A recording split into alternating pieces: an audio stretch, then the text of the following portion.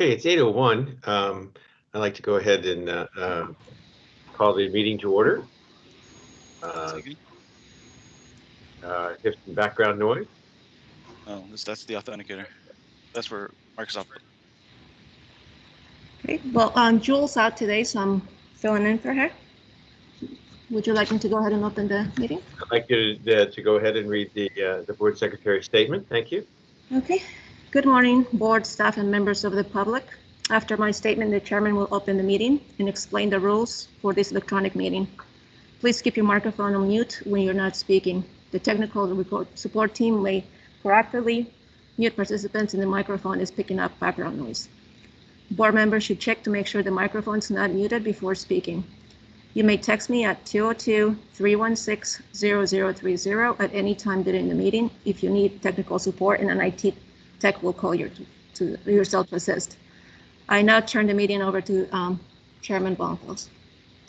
Good morning, everyone. Thank everyone for joining this meeting, all 28 of us so far. So I'll read the chairman's statement. Due to the local state of emergency for the COVID-19 pandemic, the Loudoun Water Board is meeting today by electronic means pursuant to Virginia Code 2.2-3708.2A3. Public notice and meeting access information was provided on the Loudoun Water website. A recording of the meeting will be available at a link of loudounwater.org, virtual-meetings-recordings, available on our website. The board members wishing to speak are reminded to press unmute, that includes me, and identify themselves by name so that they can accurately capture, the staff can actually capture the comments. All items will be recommended to the October 14th, 2021 board meeting. The board secretary will now take roll call attendance for the committee members. Thank you. Mr. Bonfils? I'm here. Mr. Allen? Here. Mr. Campbell? Here, sorry. Thank you. Mr. Sultan? Here. Thank you. All right. So we have everyone. The agenda was sent out, and just a very brief agenda. Let's have a motion to approve the agenda. May I have a motion? I move a motion by Terry Marty. to approve the agenda. I'm sorry, who's second? I second both of them. Roll I call vote. withdraw my motion. Mr. Bonfils? I vote yes. Mr. Allen? Yes. Mr. Campbell? Yes. Mr. Sultan? Yes. Thank you. All right. So we have no action items. So I think we would like to just to move ahead and talk about the Reservoir Park and our guest speakers here. So let's go ahead and start. Good morning, everyone. Thanks for having me. The goal of today's meeting for Reservoir Park is just go over the updated cost estimate and to give the committee members a quick look ahead at the next 3 to 4 months for the project.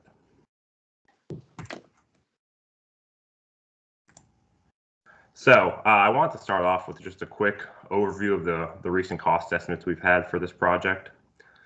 Starting on your far left, we had the 100% design development estimate. This was completed in April of 2020, so right about when COVID started. It came in at $9.8 million. And for reference, 100% DD is probably somewhere around the 50 to 60% design completion. What you'll also see on each of these estimates is essentially an error bar above and below the estimate. This is pretty standard for cost estimates as we move throughout a project. With greater uncertainty and less design, we like to account for a certain margin of error. And these estimates or these uncertainties relate to the AACE class estimates, if anyone's familiar with those. So this 100% DD would relate to a class 3 estimate, which is, plus 30%, minus 20% at this level of definition. The next estimate that we received was the 50% construction documents estimate. If you recall, we presented the draft estimate at the March Water Resources meeting, and that came in at $9.7 million. You'll also see a bar right next to it at $10.8 million. That was the final 50% CD estimate. So we received the draft estimate a couple days prior to the Water Resources Committee and wanting to present it to the committee. We hadn't had time to review it. After we presented it, we went into our full review and noticed there were a couple misses and a couple busts in the draft estimate that the cost estimator left out. Unfortunately, that did end up raising the costs quite a bit. And those items include missing some boardwalk sections, site furnishings, things like that. So it was a pretty large miss, and we apologize for that. And following from that, at that 10.8 estimate, we looked at the costs and see how we could bring it back down. And the final estimate we just received was the 100% construction documents estimate. That's the current one to the far right. And that came in at about $10.5 million. So that did decline a little bit from the final 50% CD. One thing we like to look at as we're going through these estimates is whether each of the estimates falls within the uncertainties of the previous several estimates, which it has, which is always a good sign that we're sort of falling within that range, but narrowing in the estimate. One other thing to note is that obviously everyone's heard of the uncertainty and volatility that we're seeing currently with the prices. So I just wanted to pull up a chart in the background to sort of illustrate this. This chart is showing the producer price index for construction materials over the past 18 months. And as you'll see, we increased approximately 33% since the beginning of the COVID era. And just for reference, that's about right here, this gray area on the graph in the background is March of last year, and it goes all the way through July and August of this year. So not quite current, but within the past couple months, and you can just see the drastic jump. And looking back for the past 20, 30 years, this is nothing like we've seen before as far as an increase in this construction materials index. And that was evidenced, and we saw that in the, looking at the unit costs estimate over estimate. And I will get into that a bit more in a future slide. So with that, obviously just showing you all the comparison between the 50% and the 100% construction documents estimate. It did come down by about $325,000. And that was due to a couple factors. First of those items that brought up the cost to start off with was the steel prices. That was a big factor in what drove up some costs between the 50% and 100% estimates. We saw increases of about $2,500 a ton, which pushed us up over $350,000 on the final line item for just steel prices alone. Another thing that brought costs up between when looking at the previous estimate was the refined planting quantities. Obviously as we gain more definition, we'll be able to narrow in the amount of plantings required and quantities of items in general for the park. And as we went through these past couple months of design, we saw that what we accounted for and what we estimated in our previous cost estimate didn't accurately represent what was going to be needed at the park. So that drove up price as well. Items that decreased costs were the water and sewer realignment. In looking at these estimates, we obviously have more clarity of where our costs are coming from, and that allows us to really narrow in on some of these big ticket items and refine them and try to bring them down as best we can to bring the overall cost down. And one of those items we saw was just the water and sewer. Well, it was a substantial part of the overall cost. So we looked at that. Oh, I see Mr. Allen has a question. I guess before I go any further. Yes. Yeah, I just wanted to jump in here. So just so I understand, when I look at that graph, we were 10.8 million in March. And since March, we've had a dramatic increase in construction costs. Yet we've gone from 10.8 million to 10.5. So first of all, it doesn't seem possible. And second of all, am I reading it right that most of the raw material or construction costs have occurred since March, the increases? So if you could just explain that to me, it'd be great. Yeah, so I guess there's a couple items. There's a balancing, I guess. The unit cost did increase quite a bit since March, but we also had a couple items that substantially brought costs down since that latest estimate. So one of those I was just mentioning was the water and sewer alignment that brought costs down $200,000. Also, as we move forward, we ended up, if you look at the overall, or if you look at the 50% CD cost estimate, you'll see on the front page, there's a couple items that were included, such as like escalation and contingency. Those end up getting either brought into the cost or so that was a substantial chunk of costs there. So yes, while some items did increase, other items decreased, and we were able to bring the cost down by about $300,000 in total. All right, thank you. Yeah, Mr. Allen, if I may, I wanted to kind of accentuate something that Stefan was hitting on there, and that's leaving the March timeframe. You know, Stefan really he put a lot of effort into looking at the water and sewer alignment, and really just across the project, where can we really roll up our sleeves and value engineer this thing. And I just wanted to really kind of, again, accentuate what he was saying. I think he put a lot of work into that.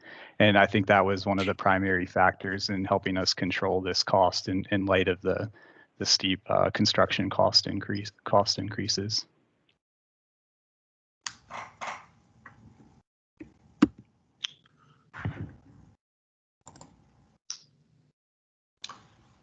So yeah, as I was mentioning, so we did have a couple items that increased cost, but we had a couple items that decreased cost, and those decreases, in conjunction with eliminating the escalation and having the contingency roll in to a couple of the items, ended up bringing the overall line item cost down $200,000. One thing to note is that this is obviously just a cost estimate. We're looking to bid this out soon. I'll get into that in a bit. And when we do bid it out, we're going to have a couple bid alternates and deduct items that we'll be able to bring to the board when we present an award of construction contract. That will allow us to have a little flexibility in the overall cost and what we award to the contractor. And those four items are shown below. I know we've talked about a couple of them in the past, but one of them is just eliminating a row of parking. In previous Water Resource Committee meetings, we've talked about some of the finishes on the structures. So we have a deduct item for getting rid of that stone water table at the visitor center and restroom. And we also have, getting rid of the wood cladding on the columns at those facilities. And then another deduct is eliminating a crew building mezzanine. But we'll have the ability to decide that after we open bids. And that's just one more way we want to sort of get flexibility in handling these costs as we move forward.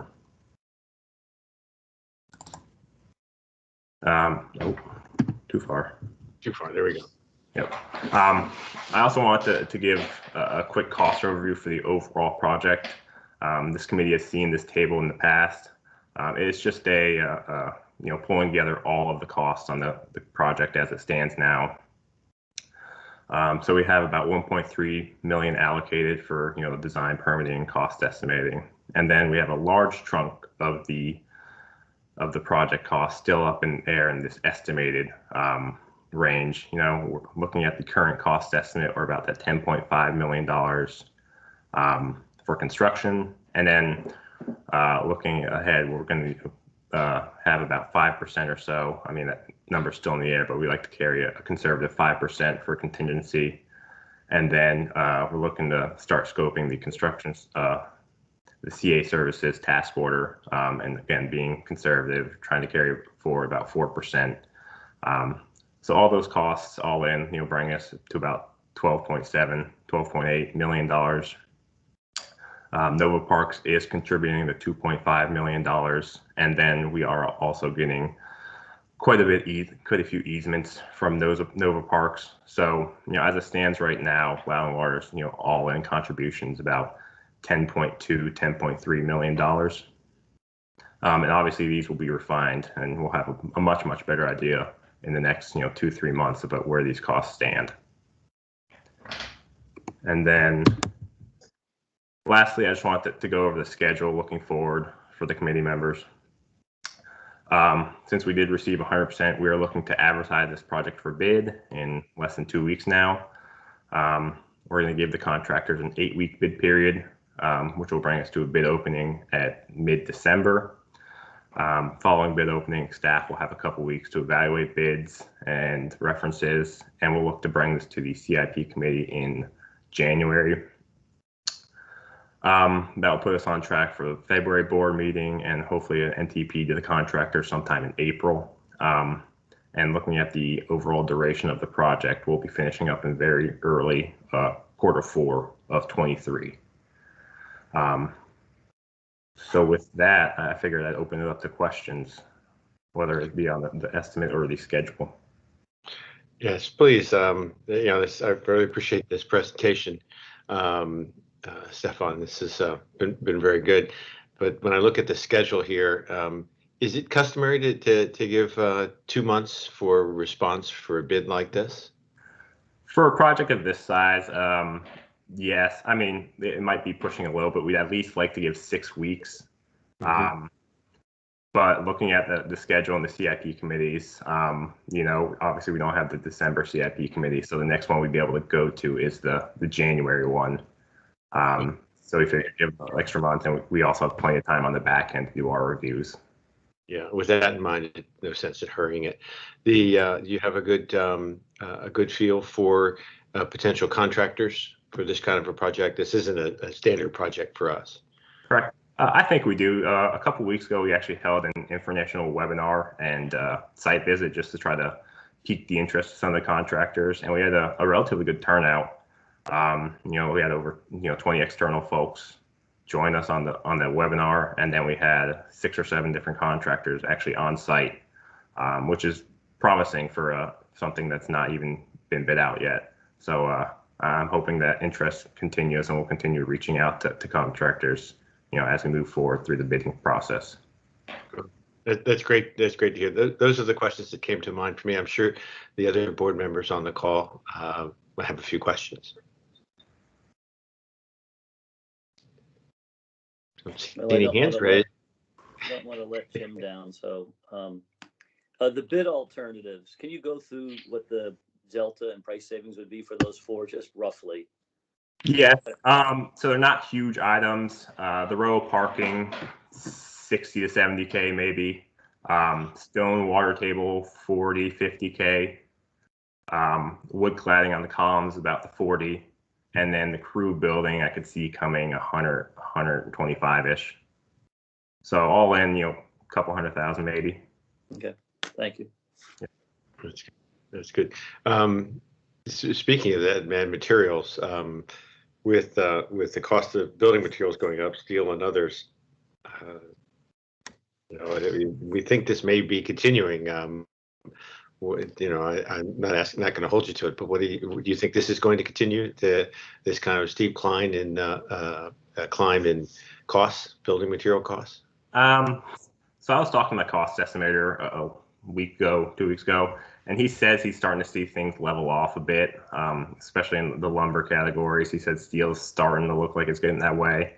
Obviously I'm biased. I'm hoping things level off quite a bit and hopefully decrease and go back to normal levels. But I guess we'll see in a couple months how the bids turn out. Good. I think Mark has a question. Mr. Koblis. Yeah, Stefan, thanks. So, obviously I do a lot of work in this business, and it seems like you're correct, Stefan, and so is the estimator, that the actual material costs will tend to level out. The biggest issue is going to be supply chain issues. And you know, that's the one thing where we don't want the contractor to use that as an excuse to extend his pricing. So I would expect that the architect has gone in there and realized where the supply chain issues are going to show up and changed material or doing something to make sure that that doesn't happen. That's my biggest fear, not necessarily the pricing of materials. Yeah, we tried to, critically look at, especially, starting back in March, critically look at what could we do to sort of bring these down, minimize items.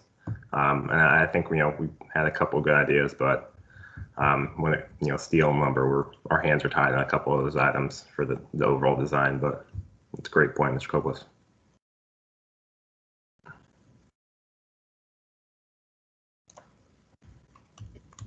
Are there any other questions?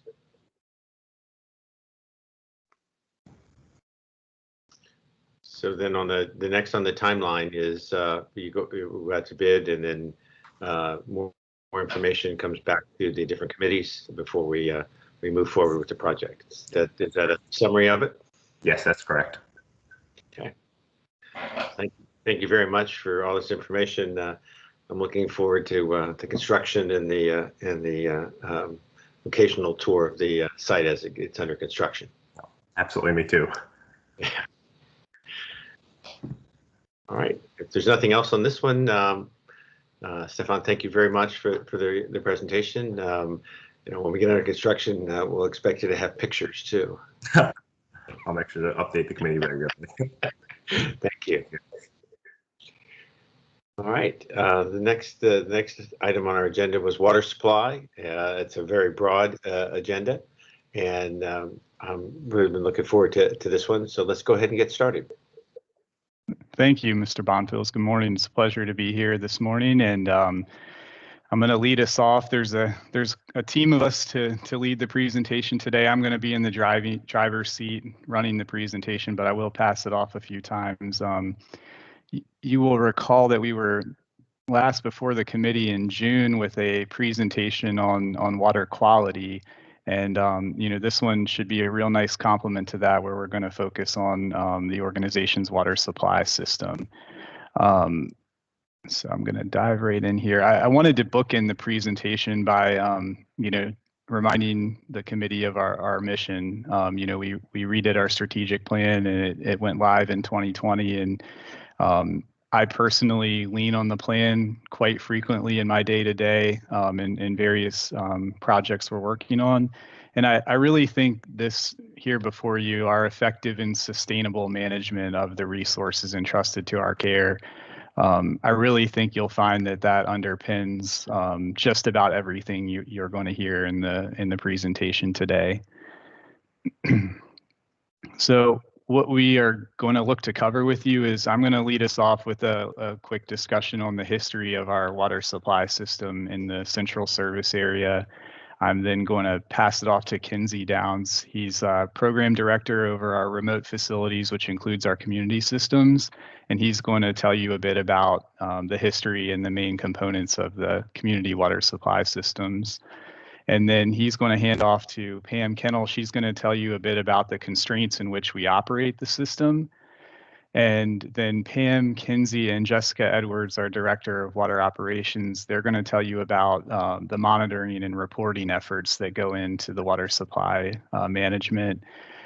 Sue Crosby is going to tell you a lot about our outreach related to water supply. And then I'm going to close with an outlook on the future. And so diving right in here, this map shows an overview of our central service area. And really, so what this is intended to do is give you a high-level overview of sort of the timeline and development of the key components of the central water supply system. So from our beginning, with the city of Fairfax constructing their water supply system in Loudoun County, and the construction of the 24-inch transmission main from the Goose Creek plant down to the city of Fairfax, really that kind of opened up the floodgates for the development of our system. And that's where you saw the growth in Sterling and Ashburn over the first several decades of Loudoun Water's existence. Then in the 90s, we added our first connection to Fairfax Water. It was our Woodstone connection, or Dulles North connection as it's referred to. So that gives us up to 25 MGD from Fairfax Water at this northern connection. And then we followed that with an additional connection along Route 50, our Route 50 water supply connection. And again, that grew to an additional 25 MGD from Fairfax Water. And then, of course, most of you are aware, you know, when the city of Fairfax was getting out of the water supply business, they sold their system to us. So in that 2014 up to 2017, 2018 timeframe, you know, we were operating that facility and continuing to supply our system from the west. And then, of course, from the handful of years ago up to the present, and then looking ahead to the future, our Potomac water supply system came online, and we're looking forward to the addition of the Quarry water supply and the continued integration of the system. So now I'm gonna let Kinsey step in. Good morning, Kinsey. Hey, good morning, Alton. Hey, good morning, committee. Very excited to be here. I'm going to step through our communal water systems, much like Alton did for Central System, but my timelines are a little compressed and my scale's a little bit smaller, so bear with us this morning. But our communal systems serve mainly residential communities along the Route 15 corridor. They're all served by groundwater wells. So in the map of Loudoun County you see in front of you, you notice I have a big orange but yellow box. And that yellow box highlights the limestone overlay district, which highlights problematic bedrock below. It has limestone dissolves. And we'll talk about the word goody in a little bit. And that's groundwater that is directly influenced by surface water. And that has driven a lot of the actions we've done I guess in the history of these communal systems. So the first one in front of you is Raspberry Falls. It came to us in 2002. It served a residential community around a golf course. Around 2008, 2010, we had to take one of those wells offline for being goody, right? It needed filtration. What Loudoun Water did in response is we found a new water source, and we also connected it to the nearby Selma community to keep pressure during downtimes. Our next up is Beacon Hill. It's just over the mountain there. It was permanent in 2002, kind of same concept, residential around a golf course. And we were able to add a new well in 2017 and had some really great upgrades recently to extend the life of that system. Go ahead and hit the button. Elijah Heights, up near the river. It was permanent in 2006 and strong, nothing really going on there. Next, we have Selma Estates, permanent in 2007. This is on the hill north of Raspberry. As Raspberry was going through their security concerns, Selma started something similar in 2015. So what we did, Loudoun Water moved forward with the membrane treatment facility at Selma, and we connected Raspberry and Selma in 2018. So now it's one complete system. We have Rokeby Farms just south of Leesburg. This is permanent in 2008 and it's strictly residential. And then of the current active ones, we have Creighton Farms, permanent in 2015. It's around an active golf course, about 25 connections. I am missing one on here. Historically, Loudoun Water had Lena Farms. That was connected to our central water system as development grew to it. Cool. I'm going to pass it on to Ms. Pam Kennel, who's going to talk about the next section. Thanks, Kinsey. Thanks, Alton. The committee may remember that we brought this umbrella of regulations graphic to you during the water supply or the water quality presentation. And we've added a couple of regulations onto our umbrella that really get to the operations of our water supplies. We have both county as well as state permits and frameworks that we operate under. The number 1040 that you see there on the county side has to do with groundwater wells. And 1046 on the county side has to do with emergency water supplies. And that has a great deal to do with how we can operate and staggered and phased restrictions under drought conditions. On the state side of our umbrella, we have added two items, the Waterworks regulations and the operations permit, and both of those come from the Virginia Health Department. They set minimum standards for basically the operation of water supply facilities. Next slide. One of the most significant permits that we have, the framework that we have to work under, has to do with the Potomac River supply. As Elton described, we have that 50 MGD, up to 50 MGD from Fairfax Water, and they work under the same permits that we were just mentioning. But the most significant permit for us has to do with the trap rock operation.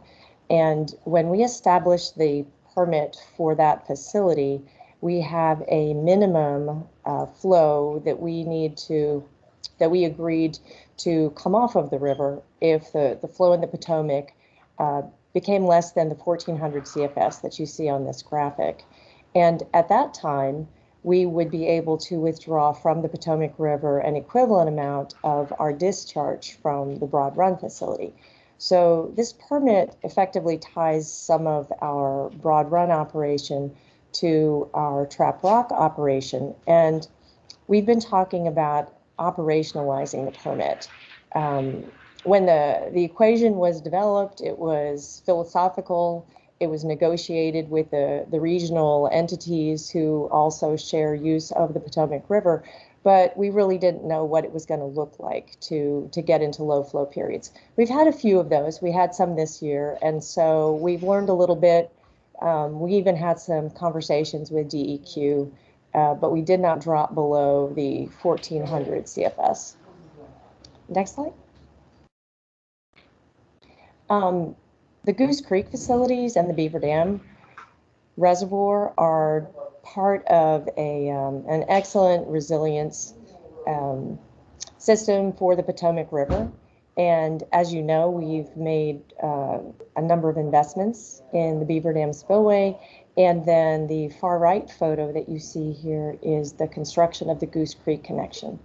And once that is complete, we will have access to the Goose Creek and Beaver Dam reservoir volumes for use at Trap Rock facility, which will be very useful, particularly in advance of Milestone Quarry coming online. Next. Just like the water quality situation that we discussed with the Potomac River supply, regional entities are really significant. Oh, I'll pause. Mr. Koblis? Thanks, Pam. Alton said that we could get 40 MGD out of Trap Rock in his presentation, and I'm reading that we can only get 4 to 6 because of the way we have our agreement with the state of Virginia, and because we have to bring that back through our through Broad Run. So so then we are able to use up the 40 MGD because we will be taking water from Beaver Dam and the quarries, and we don't have to worry about putting it back into the river. Am I reading that right? Am I saying that right? I think you're very close. We have the authority to withdraw 40 MGD from the Potomac River. We have intended that we might have 40 MGD of treatment capacity at Trap Rock in the future. We don't have it yet, but we do have that authority to withdraw 40 MGD from the river. So the 4 to 6 MGD that we're showing on here, it's actually that's not what's written in the permit. What is written in the permit is our discharge from Broad Run. So the 4 to 6 that you're seeing in that graphic represents the discharge that we would anticipate that we would be. It's sort of I don't even want to call it a minimum, but it's a general discharge that we would expect that we would have from Broad Run. So generally speaking, we would like to be able to treat. There's a minimum amount that we are able to treat at Trap Rock just to keep everything, the chemical systems running, and it's in that 4 to 6 MGD range. So the assumption that we've made here is that we would like to be able to withdraw the 4 to 6 MGD, which is effectively what's being discharged by Broad Run during some low flow period. That's really what this graphic is showing. But that So- 4 to 6 is not a regulatory number specifically. So if we take 40 MGD out, we don't have to put 40 MGD back. Okay, That's I correct. misunderstood That's your correct. graphic then. Okay, thanks. Okay. Yeah. Let me draw a little clarity. Can I just stick with that for a second, absolutely. Alton? Yeah. So because I think what we showed is a little bit confusing. So the withdrawal from the river is shown there, and then we're showing it going through the community, and then it goes back to Broad Run. But really, the graphic is that generally we're seeing like 4 to 6 MGD that we're sending back to the river because we have a reclaim system that's taking up the rest of the capacity, and that's not really shown on the graphic. And so that's the tie. The tie has to do with Broad Run production rates and what goes to reclaimed, and then the amount that goes to the river. And Mr. Koblis, if I may, I think one of the keys here is this less than 1400 CFS number for flow in the Potomac River. And we're in this sort of in-between phase right now, but essentially what the permit tells us is, or DEQ tells us through the permit, is they want us to have a net zero impact on the river when it's in this low flow condition. And so once we have Milestone Reservoir online, that's not a problem. If we hit this low flow condition, we can continue to withdraw 20 up to 40 MGD from Milestone Reservoir and still have a net, zero impact on the river. This discharge back from the Broad Run facility helps with that net zero impact on the river in this sort of in-between phase that we're in right now before we have Milestone Reservoir online. And Mr. Bonfils has a question. Now that I'm mute, I can ask my question. You mentioned that Fairfax Water, some of the areas that are serviced by our Broad Run facility, don't they also get their potable water from the Fairfax system? Yes, based on the balance of flow in our system, that's true. So there's some complexity in these numbers. And Agreed. I think DEQ has acknowledged, we've had some great, fruitful conversations with them when it got, we had some, dry conditions this past summer. And Pam mentioned this word operationalizing the permit. This thing it's a big permit, and it's, is very theoretical and based on models and so forth. And when we, we're seeing conditions deteriorate this summer, we had some really great conversations with DEQ about some give and take and what, is out there, and helping be a partner and working towards, being able to continue supplying I think acknowledging some of what you're describing, Mr. Bonfils, and that, it is one big system. Yeah, it is, and it leads to the criticality and the critical path of getting the quarry online. Exactly, and what it did for me was it spoke to this really great relationship that we forged with DEQ. I mean, Pam on the consulting end, she was there when we were negotiating all of this with DEQ years ago, and to sit back down at the table with them and see it be such a great give and take relationship, it really speaks to I think their admiration for everything that we've done with our program. Mr. Allen has a question. Yep. I think you're on mute, Mr. Allen. Thank you. So when the river falls below 1400 CFMs, we're restricted to what our output is at Broad Run. After we go through the Broad Run expansion, will we be able to, and the river falls below 1400 CFS, we'll be able to withdraw more than 4 to 6 MGD because that'll match our new discharge from Broad Run? Exactly. Okay, so what are the estimates? I can't remember what the estimates are for our improved discharge at Broad Run.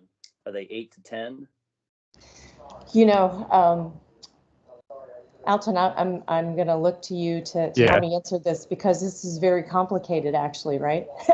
Well, I think, because right of the now, reclaim system. Yeah. right. And so, Mr. Allen, yeah, right now we're underway with an expansion up to 16.5 MGD. So hypothetically, we could be discharging up to 16.5 MGD from Broad Run when that project's complete. But Pam is acknowledging that it's very complex. And we actually talked about this specifically with DEQ this past summer, in that, we also are sending a lot of the effluent from Broad Run to the reclaim customers, and that's not necessarily accounted for in this, what ultimately returns to the river. And, we didn't really press it with them because it was such a great dialogue, but we would argue that that also reduces a otherwise consumptive use of water taken from the Potomac River by mitigating it with the reclaimed water. So I think that kind of speaks to the give and take relationship with DEQ. When we were seeing things approaching 1400 this summer, we were kind of describing some of that to DEQ and saying, do you really need us to come off of the river and stop withdrawing? Or can you acknowledge, that some of this is playing into it as well? And again, they were open to helping us come up with a plan to continue withdrawing if the river did dip below this, at a rate potentially in excess of the 4 to 6 MGD. So I think it really just speaks to the complexity of the one water paradigm that we operate in with our permits and our unique situation. Alton, I think Mr. Bonfils, yes. you have another question? Yes. And then Mr. Sultan. Yeah. I was just trying to lower my hand. Mr. Sultan? Oh, okay. Marty? I may be making this more complicated than it need be, but how does all of this tie in with Fairfax Water's permit? Well, that's really, it's interesting. No, it's interesting that you bring it up. But Fairfax Water doesn't actually have a permit any longer. They had a permit when MDE, Maryland Department of the Environment, was responsible for regulating withdrawals from the river. But after the Supreme Court case in 2005, DEQ became the authority to regulate withdrawals from Virginia entities, and they were not required to get a permit from Virginia. It's something of an inequity, I would say. Okay, thanks. Great question, Marty. Thank you very much. That's a very good question. And it just makes it more complicated, right? Yeah, that's right. All right, Alton, let's pop back to, we were talking resiliency and the value of Goose Creek and the Beaver Dam facilities. And then, actually, I think I may see another hand up, and I'm not sure whose it is. I think that was Mr. Sultan. Okay. There we go. Thank you. Okay. The water supply partnerships, again, we're working with this shared resource on the river. And so we have a number of entities that provide us advice and information and that we work with. ICPRB has a lot of technical staff, and they support many activities, USGS gauge monitoring, interpretation of flows, forecasting of when low flows might occur, and we get messages from them when we're in those low flow periods. COG is also involved. They have a water security work group, and they've taken the lead on a lot of regional resiliency investigations, as well as some other things that COG does. And they've also spearheaded some of the monitoring that the regional water utilities are doing on the river. The Virginia DEQ is responsible for calling droughts in the Commonwealth of Virginia. And so we have a framework that we operate under as part of the Metro Washington region, but we also have to be respectful of what's going on at the Commonwealth of Virginia. So we always monitor the drought map, and you know that that's probably something you've seen before because we include it in our monthly water resources report. And then we just have a lot of conversation and dialogue with our neighboring utilities. We've shown you the location of the intakes on the river before. Leesburg is just adjacent to us. Fairfax Water is not far downstream of us. So there's just a lot of water supplier cooperation on this shared resource of the river.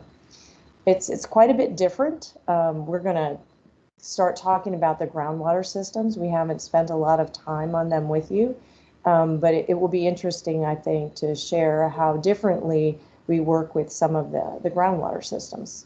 Next slide, Alton. So the monitoring reporting, I think I'm going to kick this back to Kinsey to kick it off.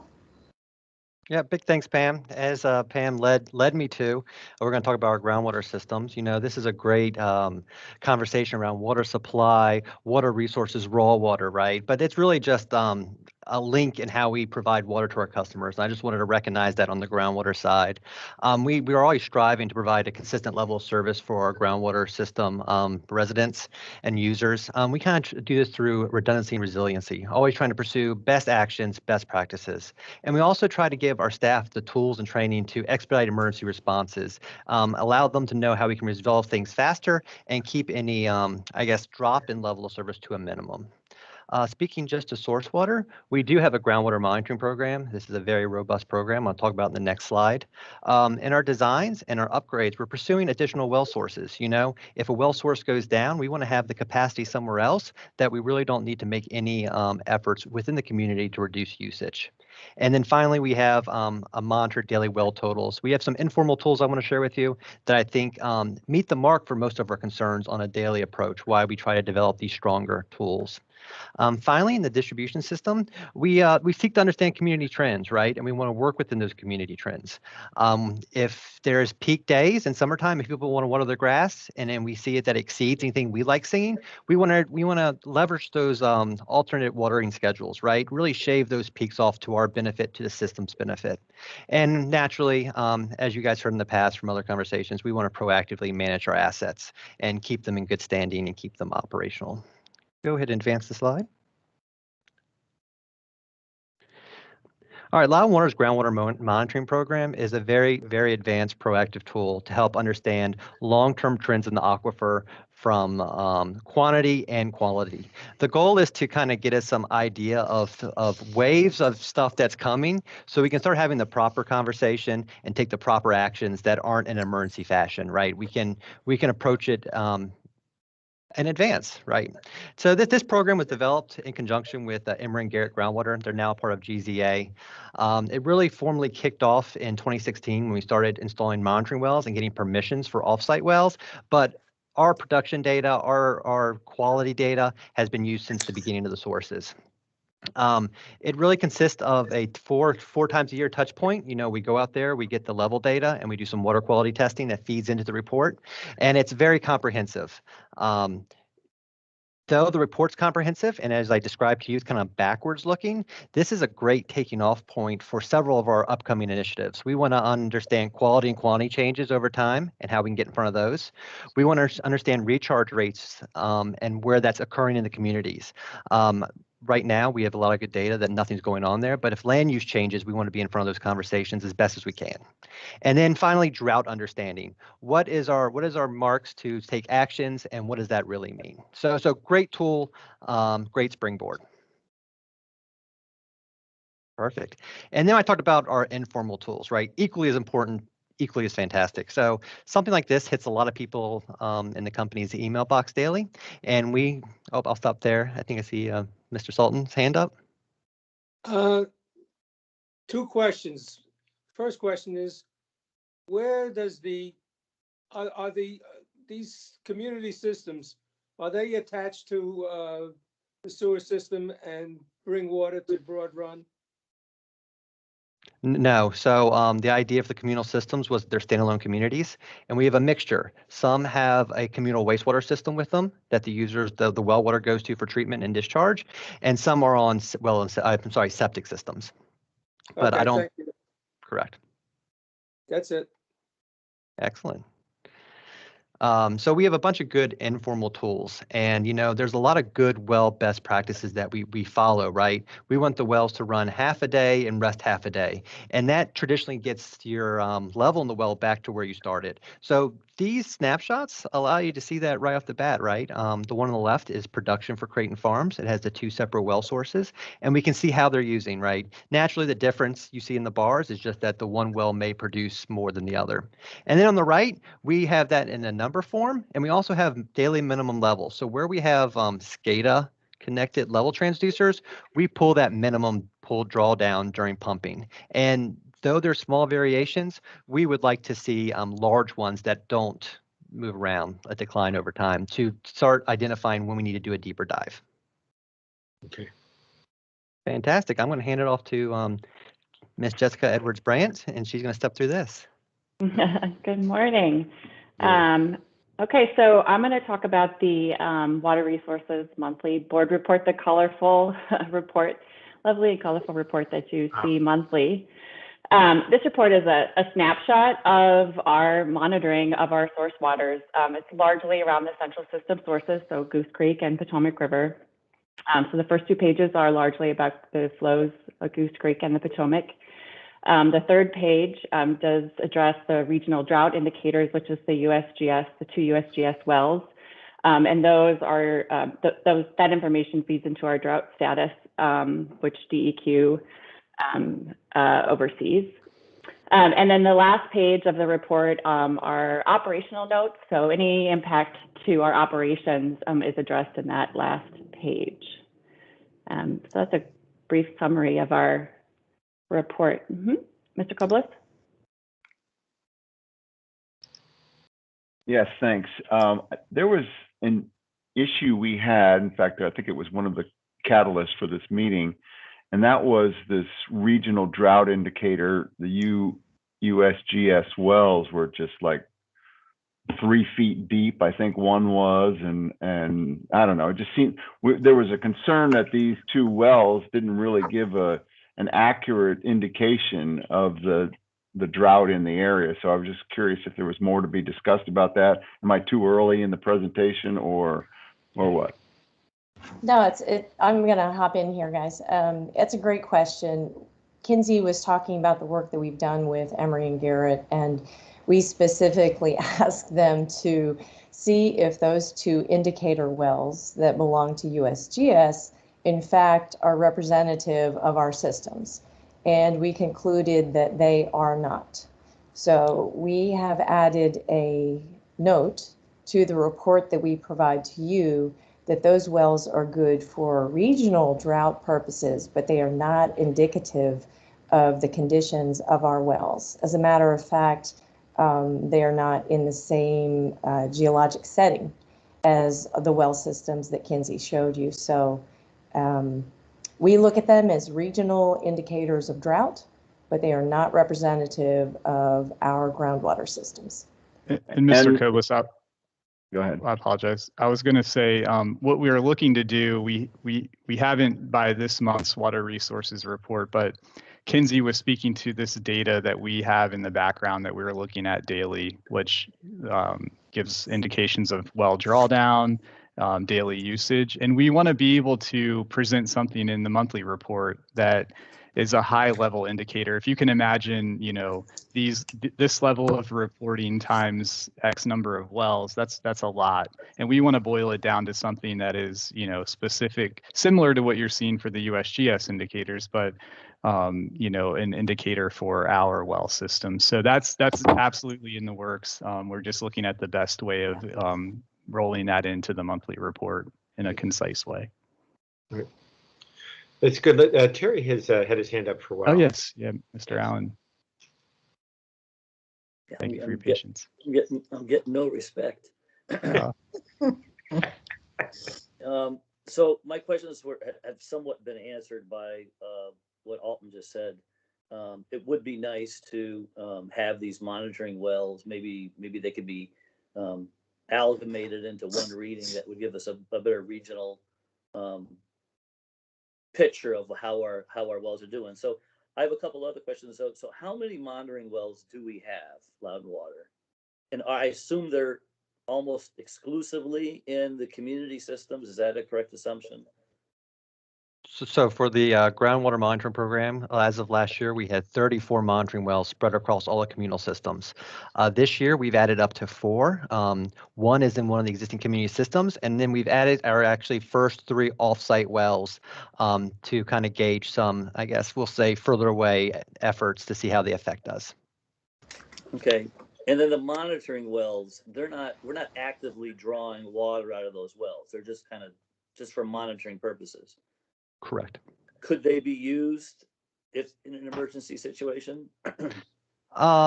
So as they sit today, no. So right now, a lot of them there were by some permissions. These permissions are really on the owner's favor. They're not the size of production wells, and we really didn't drill down until we got a certain production number. We just wanted to see certain levels in the aquifer. So some are shallow by nature, and some are deep. Adding to that, though, the backbone to the monitoring wells is that a lot of them are exploratory wells used when they tried to find the production wells in these communities. Okay. And then the monitoring wells, tell me exactly what they do. Is it recharge that they're measuring? Can you give me a little just deeper dive into the data that the monitoring well produces? Yep. So the monitoring wells, they do 2 things for us. One is water quality. We'll have Emory and Garrett go out there probably twice a year, and they'll pump off a certain amount of water and take water quality samples. And that will give us a local idea what's going on in the groundwater. On top of that, 365, 24/7, we have level transducers in the level that measure the water level in those monitoring wells. So over time, we see those kind of ebb and flow like the tide, depending on seasonal trends and rainfall. And then it's up to Emory and Garrett to correlate that with that data. So can you see, so obviously recharge is part of that? Yeah, they can backdoor recharge from that, right? So if we know the levels and we know rain events and we see that level increase, we have a good idea about how the aquifer recharges. Okay.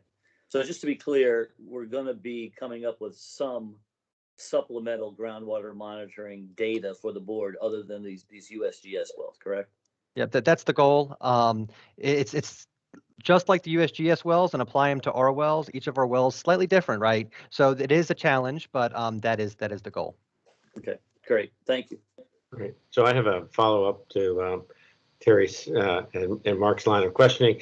And it really comes down to, when a drought is declared and that they use the USGS wells, and we have all this data and we have more information. What are we going to do to enter into that conversation? And I'm sure you're already prepared to answer that question. Fantastic question. However, I think we would try to use that to inform the local people making the decision at that level, that where we truly are, either that those wells are showing great and we're not, or vice versa, right? We want to pull the real data to make sure that we're meeting the needs of our residents and still protecting our source. So you would enter into that conversation with the local county government as well as the COG governments when they make their decisions about water restrictions and things.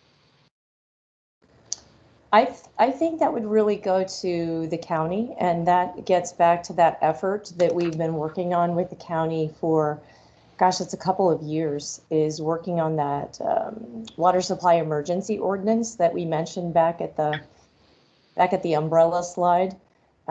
We've been trying to work with the county to ensure that we could, well, Kinsey mentioned that these wells are in different geologic settings.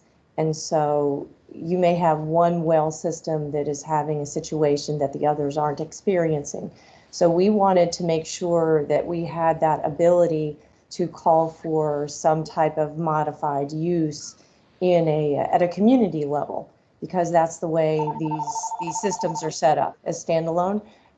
So we've been working with the county to come up with a modified ordinance. They're working on it actively, slowly, but actively. Good. Thank you. Okay, that's all I had on this slide, so I'm going to pass it off to Sue. She's going to talk about customer and stakeholder outreach. Thank you very much. That was a good presentation. Great, thanks, Jessica. Well, we started this presentation with a snapshot of our mission statement, and I thought it would be a good idea to bring it up again as it relates to our water demand management program. Our customers and stakeholders are an integral part of our mission to be stewards of water resources, and we really can't do it without them. So our water demand management program is a big part of our outreach efforts. And we incorporate this in many ways, one through our tiered rate structure, new technologies, and our educational program. Next slide, please. So one example of the ways we use new technology is through our LW Connect online customer portal. LW Connect gives our customers the tools they need to monitor their water usage to save water. And you can see there on the right, on LW Connect, there's a usage dashboard that automatically updates every 24 to 48 hours. So customers can monitor their water usage and save water that way. They can also sign up for tier alerts. Go back one, Alton. Thank you. They can also go back for, they can sign up for tier alerts, which means they can choose to receive a text, an email, or both, which will notify them when they're within 5,000 gallons of approaching a new water tier, and that will impact their rates. And you can see the tiered rate structure on the bottom there, and customers using 25,000 gallons or less will enjoy the lowest rate. Okay, next slide. So wise water use, not surprisingly, we emphasize this campaign in the summer months when many residents are focusing on landscape irrigation. We also encourage odd, even address watering schedules to help conserve water and put less stress on our system. But year-round, we help our customers take positive actions to reduce their water use. And one of the programs we partner with is EPA WaterSense to promote water efficiency. Next slide. So proactive leak detection, and this is helping customers at home. Household leaks are one of the biggest culprits of water waste, and they not only waste water, but they can be costly too. So we have several resources on our website, including videos and instructional manuals to help customers identify and fix leaks at home. And then for continuous water usage over a set period of time, we can proactively call customers who are showing irregular usage patterns that may be indicative of a leak. Go ahead. So community events are popular venues where we've helped countless stakeholders learn more about why it's important to save water and how to take easy steps to be part of the solution. We attend several local events and HOA festivals during the year, and we have giveaways like rain gauges and shower timers. And it's also just a really nice way to put a friendly face on Loudon Water to foster customers' trust. Next slide. And finally, what an opportunity we have with Reservoir Park. And building on all we've done in the community and with our educational partners, Reservoir Park is really going to bring our water education message to life in new and exciting ways. And our goal with the park, for the educational aspect of the park, is to showcase Loudon Water's mission to instill a sense of stewardship in all visitors and an appreciation for Loudon Water service, and align learning opportunities with our educational partners to include water quality, water supply, and water security. Next slide. And this is just something I thought I would share. It's an example of one of the educational elements that we are working on. I think I've shared this maybe at the last meeting. But these are interpretive panels that will be located throughout the park. And in each panel, there will be an embedded bronze medallion infographic that aligns with the content it's describing. And the story will document how water travels through the site to the reservoir, and keyword content like capture, absorb, flow, release, they will be on those medallions. And so a park visitor can go through the park, take a pencil and etch them on a piece of paper and learn the journey of water as they're making their way through the park. So anyway, I share that because Reservoir Park is going to become a living lab for our water education program. And that's all I had. Thanks, Elton. Thank you, Sue. And so I have the pleasure of kind of closing us out here with an outlook on the future. And, I personally truly believe that this organization does an exceptional job of keeping its sights set on the future. And really, I think that philosophy's been a key ingredient in our success over time. And as we gain steam on Milestone Reservoir and look toward future quarries and regional collaboration opportunities, expansion of the reuse program. I'd really just like to again accentuate, we're truly living this mission and vision statement that we have in our strategic plan. And, I'd really like to bookend this and close by, sharing a preview of some work that staff has been embarking on with the Goose Creek properties, the Goose Creek Water Treatment Facility. This really is a cornerstone piece to the future. It's adjacency to Trap Rock, the quarries. It's a valuable piece of our future. So, again, staff has embarked upon a foray into some land use planning and a land use master plan for the property. This is a preview of it on the slide before you. And really the property has been subject to inquiries over time for various land use opportunities. And we're really just trying to develop a thoughtful plan and path ahead for these properties in consideration of all that. So again, this is a preview of things to come. And I think the next step is that we'll be coming to the full board with a closed session item on this and some related matters at the meeting next week. And with that, I'd like to open it up to any further discussion. Questions?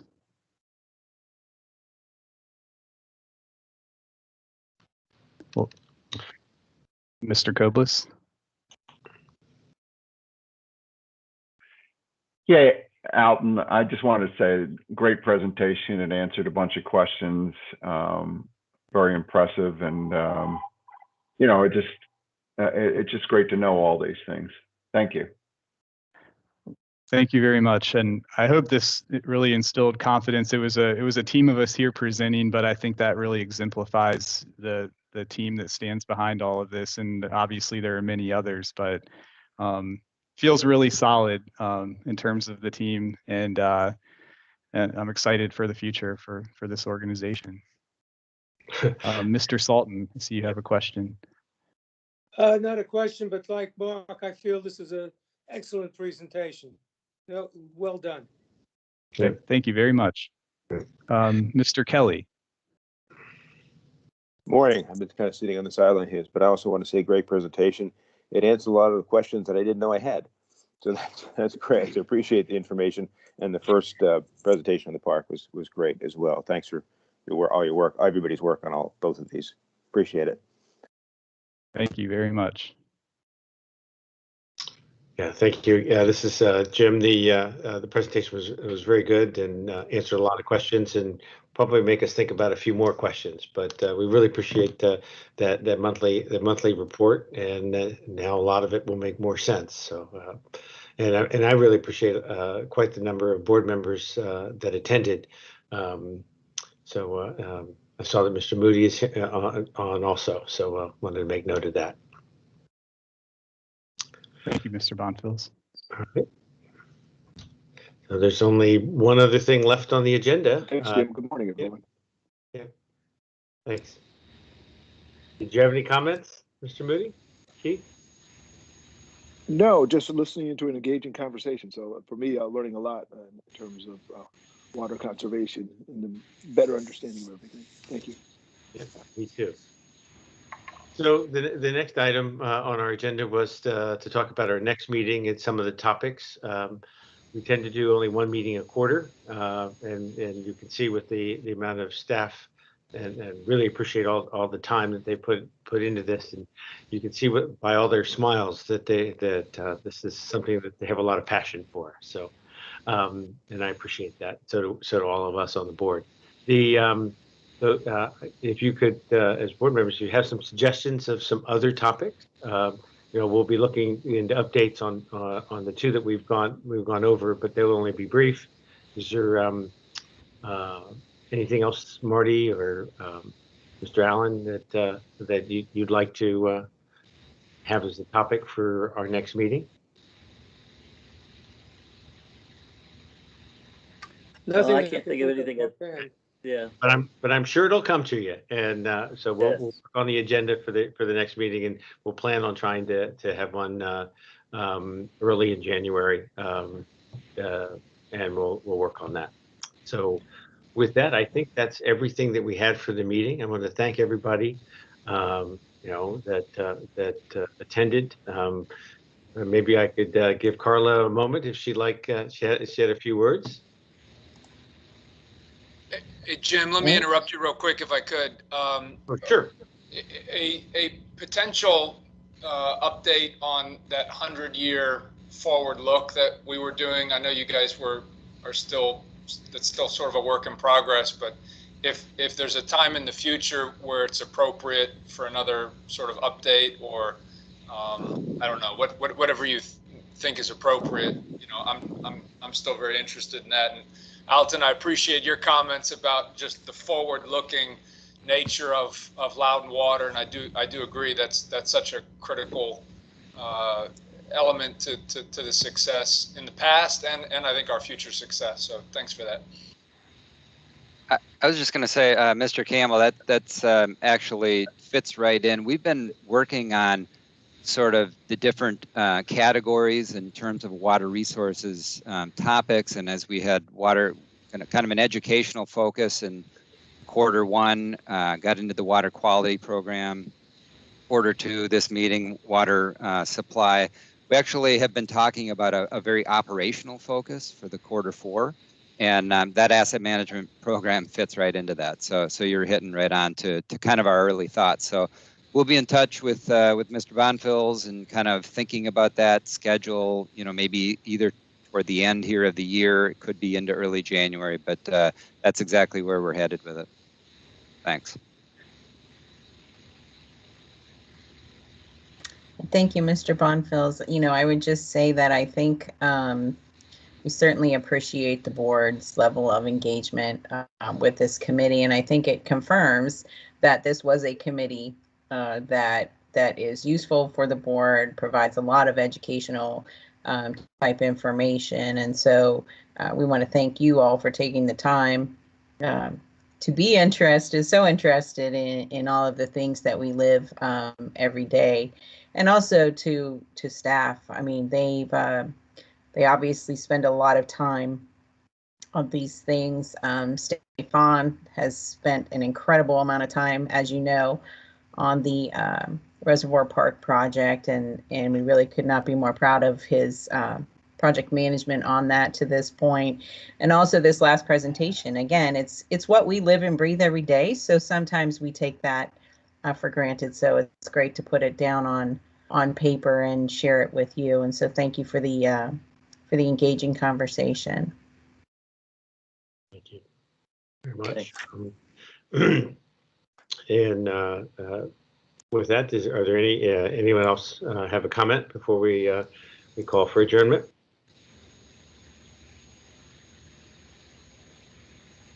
All right. Well, thanks everyone. We'll be getting together in another 2 to 3 months. We need to make a motion to adjourn. Sorry. So moved. Okay. So we have a motion for adjournment. A second. Second from Marty. Thank you. Roll call vote. Mr. Bonfils? I vote yes. Mr. Allen? Yes. Mr. Campbell? Yes. Mr. Sultan? Yes. Thank you. Adjourned at 9:14. Thanks, Thank you very everybody. much. Thanks, everyone. Thank you.